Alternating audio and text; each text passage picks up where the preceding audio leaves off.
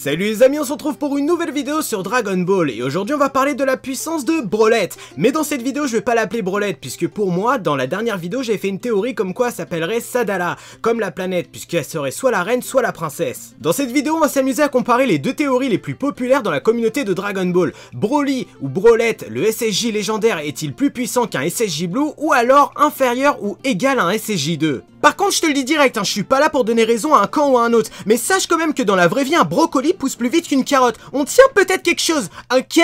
Par contre, est-il plus facile de sucer un brocoli qu'une carotte? Non, je crois pas, non? Dans cette première théorie, c'est qu'elle serait la Super Saiyan légendaire de son univers, tout comme Broly. Un Super Saiyan censé apparaître tous les 1000 ans, qui est doté d'une puissance infinie. D'ailleurs, on le sait tous, la puissance de Broly est une puissance qui est évolutive, qui ne fait que d'augmenter par rapport au combat. Et il est bien noté que quand on la voit dans le trailer, cette fameuse Saiyajin paraît douce et calme, mais une fois transformée en SSJ légendaire, elle devient fâchée et énervée tout comme Broly. En fait, pour une partie de la communauté de Dragon Ball, le SSJ légendaire serait égal au SSJ Blue. En fait, le SSJ légendaire serait une personne qui serait choisie tous les 1000 ans et qui aurait une force divine, sans passer par un entraînement tout comme Goku et Vegeta. Et au final, cette théorie n'est pas complètement conne, car dans le film Fukatsu no F, quand Vegeta se transforme en SSJ Blue, il dit à Freezer « Tu ne savais pas que je pouvais me transformer en ce fameux Super Saiyan légendaire ».